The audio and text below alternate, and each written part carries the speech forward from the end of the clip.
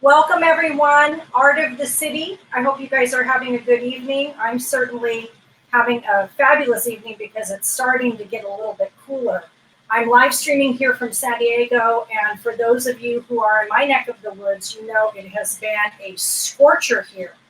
And we are, as Southern Californians, we are so spoiled. We're pretty much used to it being between 75 and 80, and if it dips below or goes above that, you're going to hear us crying. So we're spoiled.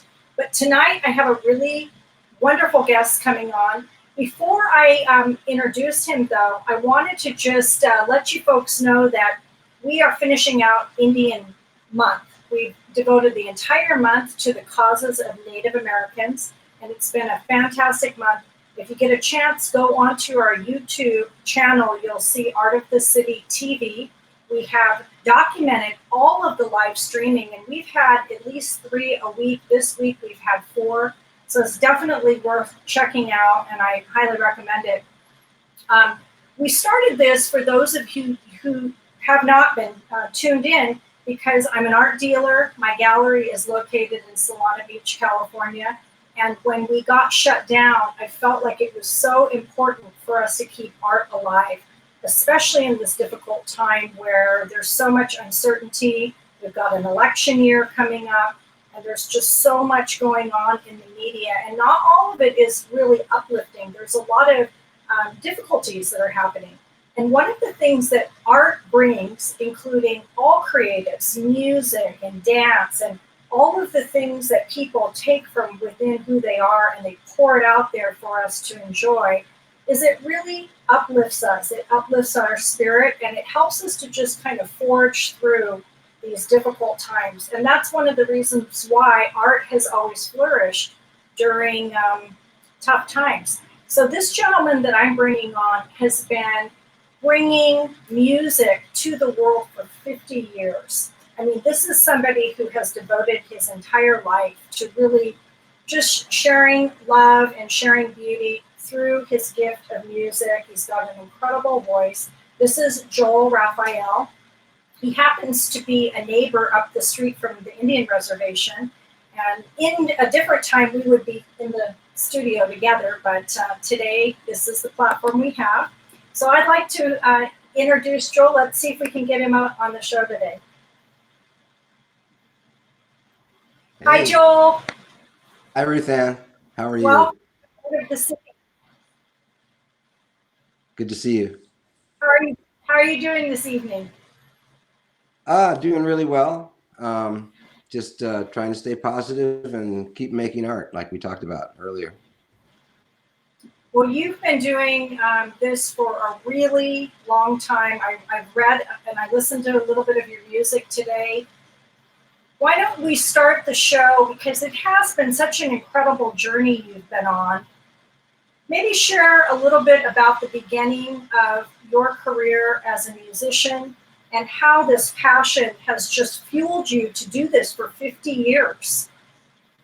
Yeah, well, and when you say 50 years, that's probably starting around age, I don't know, 20 something, when I actually made it that I was going to be a songwriter, Right. and pursue music as a career. But, I was interested in music early on as a kid. So I had a feeling even when I was a child that I was going to do something with music and with art. Was just always a really strong draw for me, and more than sports or anything else really. But it wasn't until I was a young adult that I realized that it would take a lot of focus to accomplish what I was trying to do. And so I was probably about 22 or 23 years old when I said to myself, I'm going to be a songwriter and be as successful as I can, without really knowing what that even meant, being successful. Were you living here in Southern California as a kid? Well, I grew up in the San Gabriel Valley, so I did grow up in the suburbs, basically, of Los Angeles, and there was a lot of influence and music around me. At that time, when I was in school, the California school system had a really good band program. And so I started out as a drummer in the school band program, and then moved on to other instruments, when the I guess it would be the second big American folk movement of the 60s, because there'd been one earlier, in the 30s. Sure. There's always been an element of folk music. Every culture has its folk music. And American folk music had a resurgence in the 60s, which was when I was in school. And I got caught up in that, and that's when I switched mainly from drums to the guitar. Um, I didn't have a guitar, but a few of my friends did, and I talked my parents into taking a trip down to Tijuana to see if we could buy a cheap guitar down there in one of the stores down there. And so they finally relented and took me down there, and we found a guitar for about $30. And that was my first instrument. And I played on that for, probably 6 months or 7 months. I learned how to play my first songs on that guitar. But then my parents, I guess it was about 60, I'm going to say 64. I might be a year off, but about 64, my dad decided to take us on a trip to Hawaii, because Hawaii had just become a state a few years earlier. And it was like a new travel destination for people here on the mainland. So he took my family there. I was about, I guess about 14 or 15 years old. And I've got to tell you this story, because when we were there, we stayed at a place in Kauai called the Hanalei Plantation, which was at the time it was an old plantation, sugar plantation, and it was one of the only places to stay on Kauai. And right after we checked in, my parents got a phone call from a guy who had also just checked in, who was from the same town as us, from Covina, California. And he noticed my parents' name in the register, and he said, "Hey, you're from the same town. Why don't you come down to the bar and we'll have a drink?" And so, my dad, he didn't really drink much, but my mom, she was ready for a drink. So we went down there and met this guy. And he was, how do I describe him? He was an ex-stuntman and an ex-Marine. He had been a model for the Marlboro cigarette commercials on the billboards, with the Marlboro man with a tattoo on his shoulder. Right. And, he was telling us his story, and he was a heavy drinker, so he was getting pretty wasted. And in the conversation told us that the next day he was going to fly in a helicopter into some of the uncharted areas of Kauai to take pictures for this gun magazine that he was partners with. It was like an NRA gun magazine that he was partners with, and that he had this new rifle they were going to showcase. So she looks at my brother and he says, "Do you want to go with me, kid?" And my brother says, "No." So he looks over at me and he says, "How about you, kid? Do you want to go with me?" And my dad goes like, "He can't go. He's too young." So I begged my dad, "Please, Dad, let me go in this helicopter, And, I was intrigued with the gun probably as much as any 14 or 15-year-old kid, at that time. My dad finally let me go. So the next morning we went down and met the pilot of the helicopter, and this chartered helicopter that he had rented. And we flew into these uncharted areas, just some of the most beautiful places I've ever seen. Stopped about 3 times so he could get out and walk around with this rifle so they could take pictures of him. And on the way back in the helicopter, he said, "How do you like this gun, kid?" And I said, "Well, it's great. I think it's a great gun." He says, "It's yours." So we get out of the helicopter, and I'm carrying this rifle. And my dad is just like, "What are you doing?" My dad did not like guns at all. And I go, "It's mine. Jack gave it to me." This guy, Jack Lewis, was his name. And my dad says, no, you can't keep the gun. And so, again, I beg my dad, "Please, I can go hunting with this guy that works for you named Eddie that goes hunting sometime." And so he said, "Okay." And so, this was like it was in the 60s. So we checked the gun and the ammunition, flew it back to the mainland. And of course, the ammunition got hidden and the gun got put in a closet. I never even fired it because it just, where was I going to fire a gun in the suburbs, And so right after the school year started, one of my friends I was talking to happened to go hunting with his dad all the time, and was interested in this rifle. So he came over to my house and looked at it and decided to buy it for $125, which I took down to the Covina music store and bought my first good guitar, a Goya uh, 6-string Swedish-made classical guitar for $125, Wow.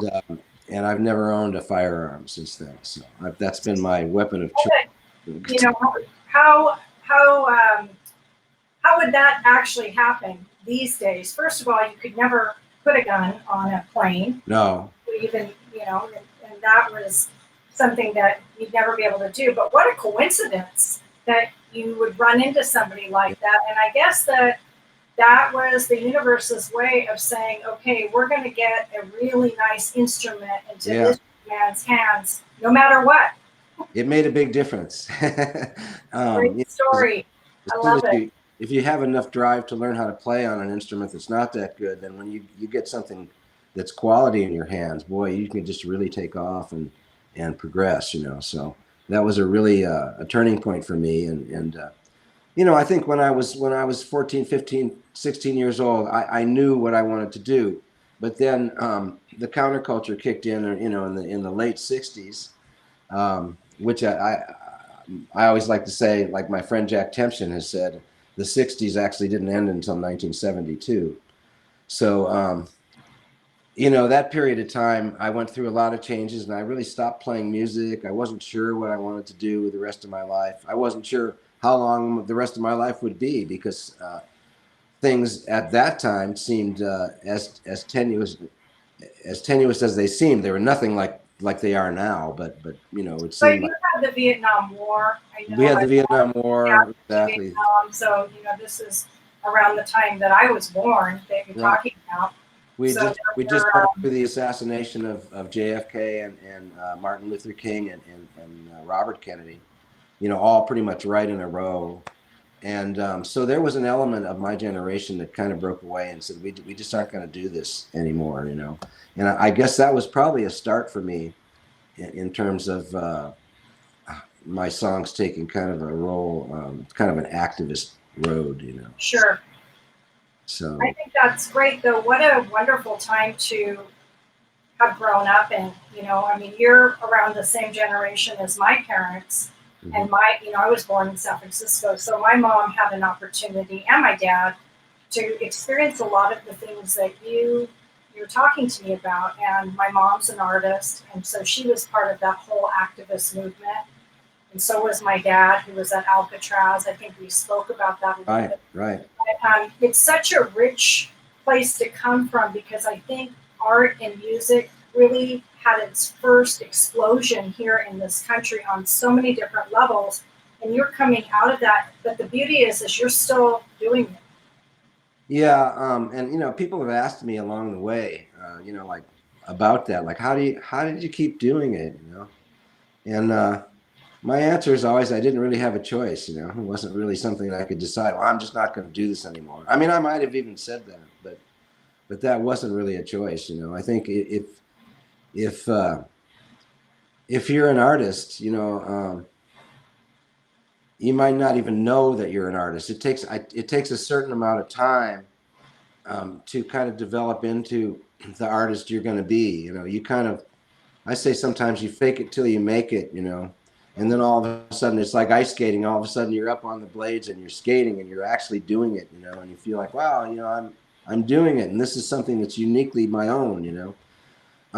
But it takes a while to accept yourself as an artist. Once you decide you're going to be an artist, that's a role that you have to kind of define and then move into and decide, like, yeah, that's who I am. Right. So what Because was the first band that you played in? the first band, well, the very first band I had came out of my experience in the high school band program. I was playing the snare drum at the time. I didn't have a drum kit yet, but there were other kids that were my age, like in the fourth and fifth grade, because this is when I started playing music in school. That played the trumpet. One of them played the trumpet, one played the clarinet, and one of them played the trombone. And so my mom would, in her goodness, take me on the weekend to go pick up my friends and bring them back to my house. And we had, I don't know, it didn't last for very long, but we had about 3 or 4 or maybe 5 pieces of music that we learned to play together. They were all reading music and I was just playing along on the drums. that was my first band, and then my next band after that was a surf band. And that's when the music really started for me, I guess, you know, in terms of being in a band and performing. The first band was really like, you know, what is a band? How do we do this? How do we play together? But the surf band was more of a, you know, we had a cohesive goal. You know, we were going to learn to play Pipeline and Wipeout and, you know, like Right. run. So, Well, we, you know, even though that was your generation then, we, being in Southern California, we grew up with all that music as well. yeah, well, and so much of that music, you know, and I don't say it in a way meaning to hold it up or brag, but the time of my youth was such a incredibly creative time for music. There was so much transition in music itself, in the music, what's called the music business, or, you know, even in the way that music got connected to movies, you know, like they were two separate industries, you know, and the record industry was really relatively small, you know, and at some point in the 60s, early 70s, they figured out they could connect soundtracks to like film features. And, you know, there was all this other stuff that could be involved in making both of those industries bigger and really much more commercial, which is not necessarily a good thing. But yeah, when I started out in it, it was a much smaller, almost kind of a homespun kind of affair, you know. There's so many people in music now, and so many different aspects of music and entertainment. It's overwhelming, I think, sometimes. And then, excuse me, I got a little allergy today. No problem. Yeah, I understand. That it's that time of year for sure. And it always hits you when you're on camera. What's up with that? Pardon me? You know, I said it always hits you when you're on camera. Oh, right. I've had that happen to me on stage numerous times. Oh my God. When I first started out, I'd be on my way to a show, and I would always be convinced I was losing my voice. You know, I'd be clearing my throat, and, you know, we'd be driving along, and I'd be telling my wife, I'm losing my voice. I don't feel like I'm going to be able to sing. I mean, every show was like that. I finally got over that probably sometime in my 30s, late 30s or 40s. Well, right around now, I'd be having a cocktail. So my partner would be going, hey, what's going on with the water here? Yeah. But getting back to what we were talking about this era that you were in. So you did not go to Vietnam then? No, I was determined not to go to Vietnam. I heard about it when I was probably a sophomore in high school, when the first time when I heard the word Vietnam. And one of my teachers was an English teacher who had been in the Navy, you know, and he was a guy who I didn't really counsel with him, but, you know, sometimes I'd talk to him, and I mentioned to him that I had a lot of anxiety about it, you know, like, what is this war? You know, where is Vietnam? And we didn't know even where Vietnam was, you know, let alone that there was a war going on there, and that we'd been there for a few years. This was all news to us, you know, at that point in the game. And you know, he kind of told me, oh, you know, you shouldn't worry about it. You should go into the military and serve your country. And you know, your chances of being, you know, losing your life or being injured in Vietnam are less than if you're driving on the freeway, you know, just being here in the United States. But I didn't buy that argument, you know. None of it made sense to me. And again, like I said, I was part of that breakaway counterculture group of kids. You know, I was a latchkey kid. My parents were they were great people, but they weren't home very much. So, you know, I kind of had to raise myself. So, well, were they living the American dream then? You know, in the pretty 50s? much, because, you know, like my folks were from Illinois. My mom came from a small farm town, 100 miles from Chicago. And my dad grew up in an upper middle class Jewish family in Chicago. And you know, his dad was a lawyer, and you know, they were well off, and a lot of relatives and family in Chicago. But he was drafted into World War II at the age of about 37. So he was like older than most of the other people. He hadn't married yet. He was still living with his folks and helping his dad out with his law practice, and also working with my uncle, who was his brother-in-law. And so he went into the Army as an older guy, and I have all of his journals and letters that he wrote. He and my aunt wrote back and forth quite a bit, I've been able to gather what a terrible time that was, for families, and for my dad in particular. He fell in love with a woman while he was in Europe, um, and hoped to bring her back and marry her, but she was Eastern Orthodox and he was Jewish, and this was like That could 1943 be or a 44. problem. Yeah, and it wasn't, his family was not going to help out with that too much. And so he did get back here and went back to work for my uncle. And that's where he met my mom, because my mom was my uncle's secretary. And so they met and started dating and fell in love, and then got married and had my brother, their first child. And right after that, about the time that I was going to be born, my dad had his eyes on California. So I was pretty young when we moved here, probably between the age of 2 and 3 when we moved to California. So I've been in California pretty much my whole life. So you're one of the few here in San Diego that can actually say your original California, other than the Native Americans, which, as you know, Well, I'm 14. not a native Californian, but like my wife, she was actually born in California. But yeah, we're all immigrants except for Native Americans. We all came from someplace else. My father's side is from Lithuania and Russia, and my mom's side is from Germany, and a little bit from, if you go way back, from France and Spain, and some of those areas. So I've just recently. California is kind of a melting pot anyway. I mean, Yeah, I think there's all kinds of people, more and but more that's the future. Is I is know you and your wife are very much advocates for Native American rights. And how did that begin? Where you got involved with? I well, know.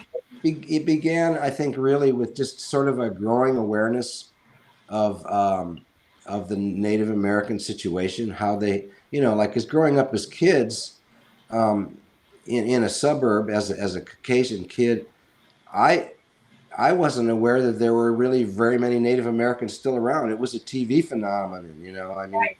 and even the Native Americans weren't even played by Native Americans. So, everything was really artificial. But when I was 18, 19 years old and we started to break away, we started to find out a little bit about Native American cultures, that certain cultures still existed. Of course, some of the basic rights that have been afforded to them, Native Americans, like speaking their own language, has only been like in the 70s. And so, this has been a active suppression for so long that people growing up, in this country didn't even know anything about it at all. And so I think what happened was just a growing awareness of how badly Native Americans have been treated by our government, how many treaties have been broken. And then in 1981, I had the honor and privilege of meeting John Trudell. I was introduced to him at a big event at the Rose Bowl called Peace Sunday. And Jackson Browne had brought him there to speak. And I was there as a guest of Jesse Colin Young and his wife Susie Young, who were also performing on the show. And we were in that backstage area, and she had recently met John and had learned about his story about the fire Right. at his home, and that killed his wife and mother-in-law and children after he had burned a flag on the steps of was it it was the FBI building, or was it? It was. Yeah. So, anyways, right after that, they burned his house down, and he was his family was killed. So he was on a speaking tour basically when this concert occurred, and we were introduced to him then, and found out about his story, started reading about him, and then my wife and I started kind of following him. And found out that he was performing music, spoken word music with, at that time, I guess it would have been Jesse Ed Davis. But then shortly after, Jesse had passed on, Mark Shark, of course, who was in the band, and Ricky Eckstein, who was playing with Jesse Ed back then, became the Bad Dog Band. And we went to see them a few times. And then I found myself on a couple of shows with John, showcase shows in Los Angeles. And we had a chance to get to know each other a little bit better. And eventually, we started to perform together, double bill shows in Santa Monica. We did that for about, I think a little over a year. About once every 2 or 3 months, we would do a show together at a place called the Temple Bar in Santa Monica. And so during that time, I got to know the band a lot better, and had some real hang time to get to know each other, and became really good friends. And I just have really become immersed in his his writings and his lines, which of course the focus of which is reconnection to the earth, understanding that as living creatures that everything we're made of is the same thing that every living thing on the earth is made of, that we come from the earth, that we're here for a while, and we go back to the earth.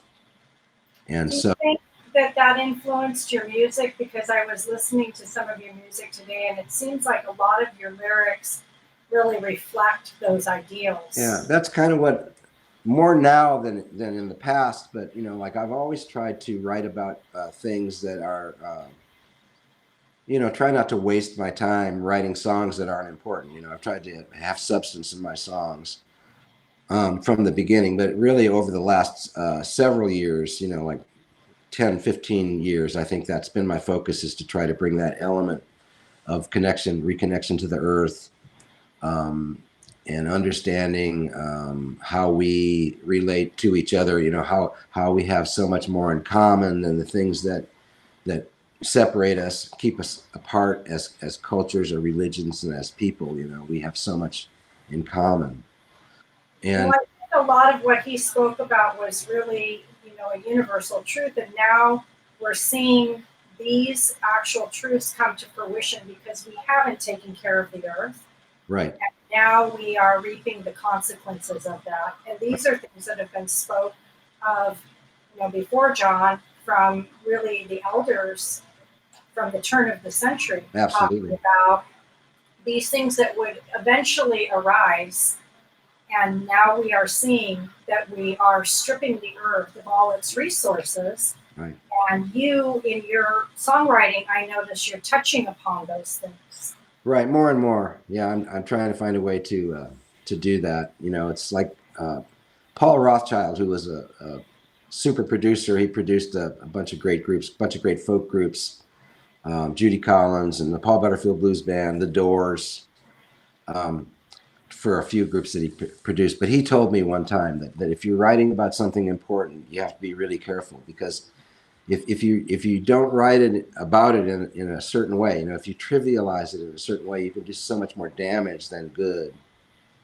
And so there's a skill set to writing about things that matter. You can't just you can't just write about them. You have to find a way in. That's what I think, at least. And so these songs, about things that are important don't come fast. And as I've tried to incorporate the earth connection theme into my music, I've been very careful about it. And John is just, like you say, these are themes that have been part of Native American culture for thousands of years, really. And John has just been my messenger, Yes, absolutely. And a powerful one at that. Absolutely, yeah. His words are more powerful and meaningful now than they were when he was here, and they just become more so, as time goes by. It's so true. Well, we would love, and I know that the viewers would love to hear you play, and okay. probably a lot of people came to hear your talent. Well, I brought my guitar with me. Oh, good. We're excited. Yeah, I have a couple songs, if that works. I don't know. Perfect. We'd love to hear them. What a beautiful thing to have tonight on a nice summer evening. And I'm going to reduce my screen here so you can have the full stage. Oh, thank you very much. And so this first song is a song that I wrote with another neighbor that lives close by here, who is a wonderful person and songwriter, Jason Mraz. You may have heard of him. And we wrote this song together. It's on my most recent album, Rose Avenue, which is you can find all of my stuff at my website, which is just my name, which you can see on the screen there, JoelRafael.com. And this song is about our common ground. It's called Under Our Skin.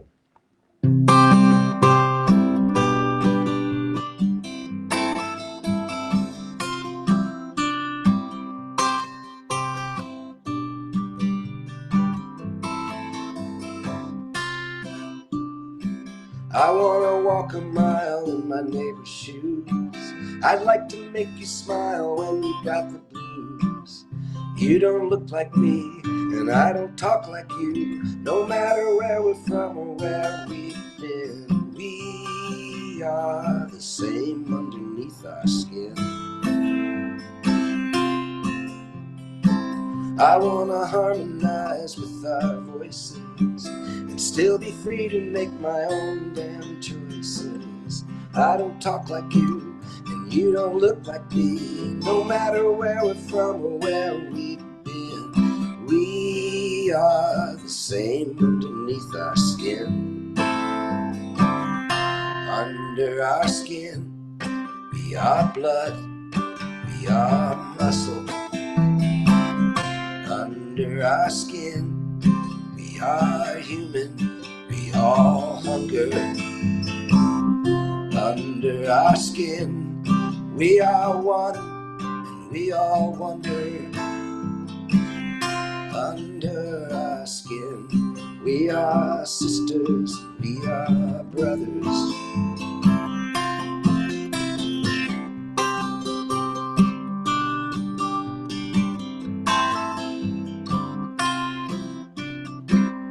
If you look within at my skeleton, do you think you'll see the color of my skin? If you look into my eyes, you'll know me by my heart. You'll see that I'm a light in the dark. We're all born naked into this place, each one a part of the human race. We all laugh the same, we all cry the same. No matter what we dream or what we believe in, we are the same underneath our skin.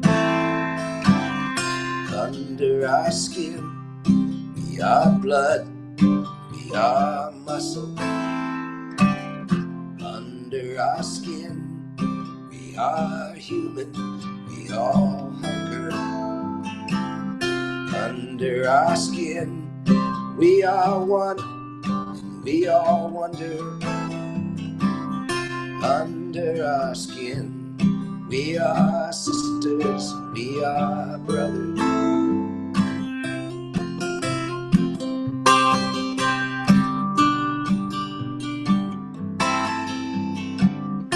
Under our skin,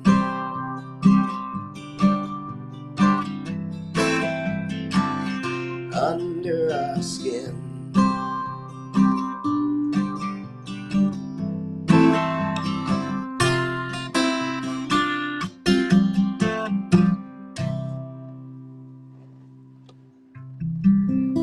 Okay, should I just do this other one for you now? This is also on my new album, Rose Avenue. It's a song called All My Relations. And I don't know where we're at time-wise, but I just wanted to say, we have a radio show that broadcasts out of the Pala Indian Reservation called Rockin' the Res. And that's on every Saturday morning at 10 a.m. Pacific time, and also on Sunday evening at 8 p.m. Pacific time. This is a song called All My Relations.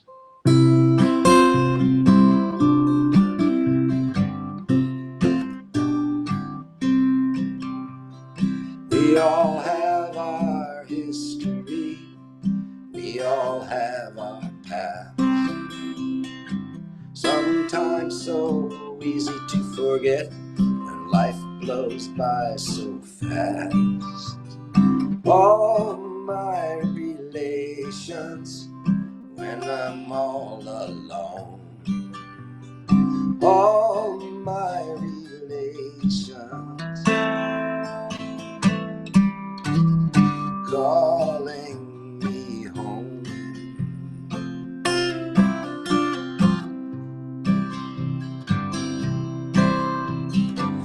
We all come from some place, somewhere on the earth. Here a while and then return, our death the same as birth. All my relations when I'm all alone. All my relations calling me home.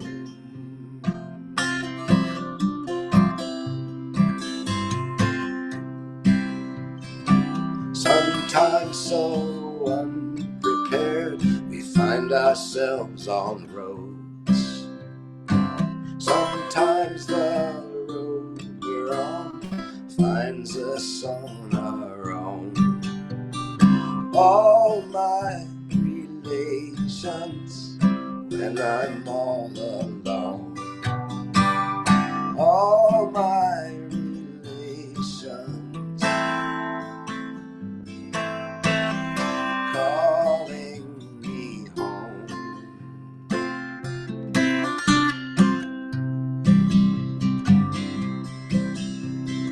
There is nothing wrong with you, just be who you are. Each of us was sent here from a distant star. All my relations when I'm all alone.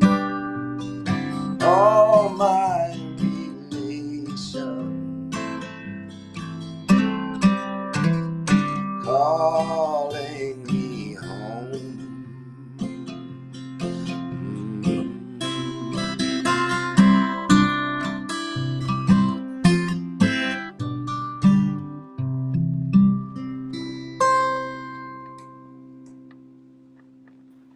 Joel, that is really beautiful. And I'll tell you, when I'm listening to your music, it transports me back to my childhood.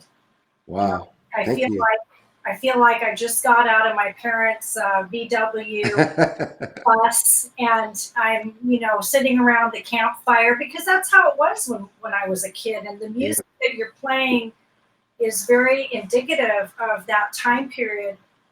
And I just think, I don't know, it's just very nostalgic to me. And Oh, thank I'm glad you you liked it. for keeping that alive. You talk about the VW, and I was just reminiscing with my wife the other day, because I had a piano when we first moved to this area. I had a console piano that we were living in a mobile home about 2 miles from here on the same road we're on now. And there was a place up in San Bernardino called the Penny University where I managed to get some of my first few shows up there. And I played some of my songs on the piano. I'd been told, like, you should write on the piano and the guitar and learn to play your songs on both. And I had about 2 songs on the piano. The rest of them were on the guitar. And so when we went up to play the show at the Penny University, I said, I think we can get that piano in our Volkswagen bus. And so the 2 of us took that piano and we wheeled it out our house, down the stairs and into my Volkswagen bus. Couldn't close the door, but then I realized if I pulled the piano out and turned it around so the keyboard was in front instead of in the back, that I would be able to latch the door. So we put that in my Volkswagen bus, drove it all the way to San Bernardino, dragged it out of the bus and onto the stage so that I could play 1 or 2 songs on that piano. Wow, that's commitment. or I'm not sure what. Yeah, inexperience. So let me ask you this: you've you've seen a lot in your life, and you've been through some eras that are have really defined, I think, who we are as a country. And now you're seeing this whole political climate. Not that I want to get into politics necessarily, but how are you feeling about?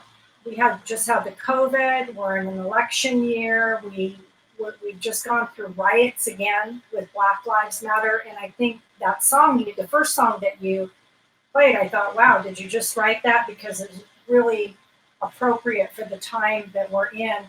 What are your thoughts on where we're at as humanity? Well, I think that one thing that I heard that I think is true is that Trump hasn't made the environment on his own, hasn't made the environment as bad as it is, but the situation as it existed created him, allowed him to be president of the United States. And that's given license to some of the worst notions that our nation has ever known. And in a way, it's brought some things to the surface. So I try to look at it in the long picture, and in the positive light.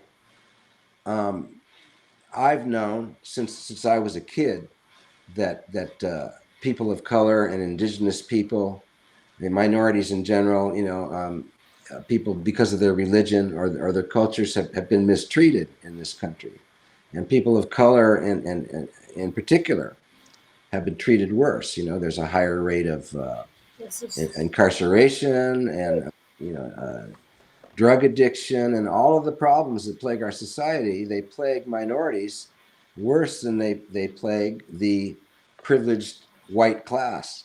And anybody that takes the time to think knows this is true and has known this is true.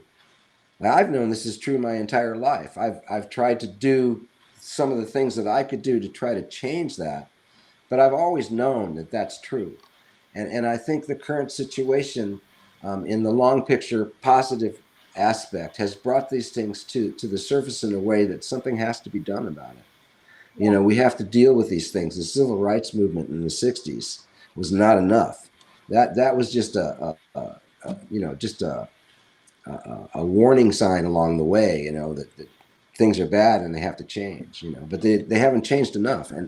And we have to stand up as a nation, all of us, all no matter what our backgrounds are, we have to stand up as people, and we have to learn to take care of each other. We have to understand that commonality that we share, that universal understanding of life's realities, if you will. That's so true, and I think that we're seeing such a great divide. So while I'm really troubled, and while the things I see are disturbing, my greatest hope is that they will bring about the change that's necessary to make our country a place of that achieves the aspirations that it set out to achieve at the beginning. I guess. Yeah, equality for all, government for the people, by the people. All the things that we see the current administration trying to pull away from us, even more than they've been pulled away in the past. I agree, and I think a big part of it is just learning to have compassion. Yep. I think that is the thing that if there's anything that I learned as a kid, and that was to have compassion on people. Right. And yeah, someone said something to me when I was about 18 years old. They said if people would spend more time trying to understand others and instead of trying to be understood, because there was a time of when we were growing up, if everybody was trying, they wanted to be, I want people to understand where I'm coming from. I want people to understand me. Well, if we could reach out as individuals and try to understand others, then everybody's trying to understand each other more. That's the key there is, you reach out and you give to others, and then it comes back, So and that's how I grew up as a kid, because that's what the 60s were all about. Yeah. To bring forth peace and compassion and love. And hopefully we're going to have a resurgence of that. And I think it is happening, especially with the younger people, because we do have this technology that we're streaming from right now. We have more information at our fingertips. So I have a daughter who's 13. I'll ask her, about just about anything, and she has some awareness because she has the internet. Yeah. So it's a lot harder to pull the wool over the kids' eyes. Always has been. They can see what's happening. We were those kids once. Real time. And yeah, we felt the same way. Kids tend to call out the injustices more at a certain age. I think that they tend to say, like, they see the hypocrisy in our world, and they want to call it down, and that's a good thing. That's a good thing. So tell us a little bit about what you have going on now, because I know that you just released a new song. Right. You had mentioned that you're on the radio. Is it 4 times a week? Yeah, we actually air it's the same show, but it airs 4 times a week. So it starts on Friday night on folkmusicnotebook.com, which is a 24-hour folk music radio station, That's great. internet radio station. Yeah, and that's at 7 o'clock Pacific time on that folkmusicnotebook.com site. And then the next morning we're on Res Radio, 91.3 Res Radio Yes. from the Pala Indian Reservation at 10 o'clock in the morning. We're a local show that emanates from that station. And then they play our show again on Sunday night at 8 p.m. And then every week it's a new show. So can people just go on? Is that streaming through Facebook, Res Radio? Yeah, on Rockin' the Res, well, I should say Res Radio has a streaming site, which is basically resradio.fm. Okay. You can also find Res Radio on iTunes, not iTunes, but TuneIn Radio, and also on iHeartRadio. If you look under location, they're both streamed there. And then the folkmusicnotebook.com is a 24-hour streaming, so you can go to that site anytime and there's music playing. But my show. Well, that's so great that you're giving back so much. I mean, that's a commitment. 4 times a week. Yeah. Well, it's one show a week for me, but you know, it is a commitment, and we try to we have a playlist, I think, that's very unique and covers a lot of ground, a lot of territory. But one of the things that's consistent in our show is that our songs, and I say our show because my wife Lauren is the producer and I'm the host, and our show has a goal of substance, you know, for the songs. We want our songs to have substance and to be, you know, songs that mean something, you know, that have a message of some kind, uplifting or edifying message of some kind. Well, and there's never been a time that we've needed that more than ever. So thank you guys so much for, you know, being devoted to it. And even tonight, I mean, it was just so great listening to you. Well, thank you. I appreciate that. We only have so much time, you know, and you can't get any time back. So well, not only charged with trying to spend it in the best ways possible that we can. We can't always do that because, you know, we have things like COVID-19, which put us in positions we haven't been in before, and can cause a lot of stress for people that aren't used to it. You know, like for my wife and myself, I think it's been not easy, but I mean maybe a little easier because we've lived a lot of our life, you know, out in the country or up in the mountains. You know, we've had months and months without seeing anybody in the past, so we kind of know how to do that. But that's really hard for people because, you know, we're social animals. You know, we need to interact with each other. Well, and you're bringing your part even on the show tonight, and I think that's we're utilizing everything that we can to keep that human connection. And thank you so much for bringing in your music and also bringing in your message. You know, that you've gone kind of through a lot of different time periods, and it's always refreshing to hear from somebody who's lived a little bit of life. It brings comfort to know, okay, we've been through this, we're going to get through it again. And you've seen a lot of political changes through your lifetime, and I agree with you. I think this is going to actually be something that we'll look back upon, and we'll see some really great things that come out of this. And a big part of that is going to be somebody like you. Well, I thank you. I appreciate that. Thank you so much for that. I get my inspiration from your generation, you know, younger people. You know, Jason Mraz said something just a few months ago to me that really rang true. He said, you know, you can't predict the future. You know, they were asking him if he got nervous when he performed, if he still got nervous when he performed. But this really applies to a lot of things in life. You know, and when you're nervous or you're stressed out about something, you know, and you don't know how things are going to turn out, just remember that you can't predict the future.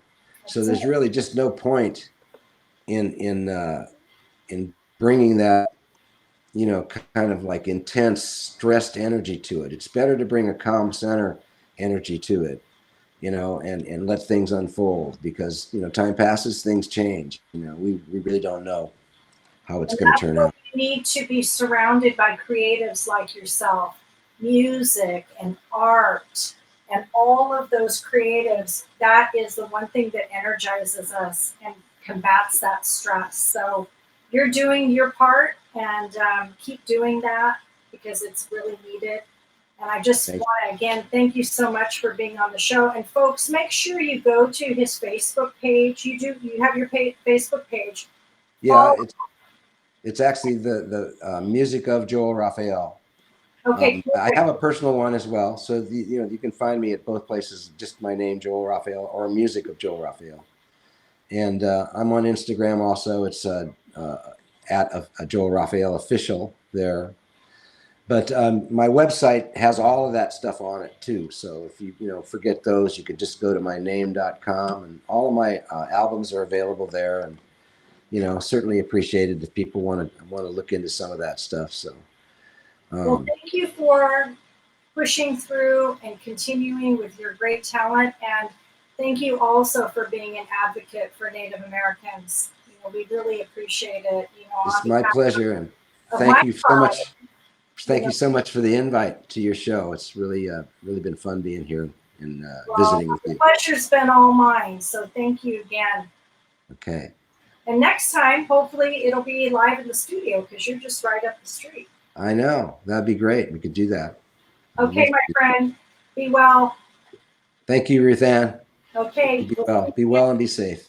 again. Okay, thank you.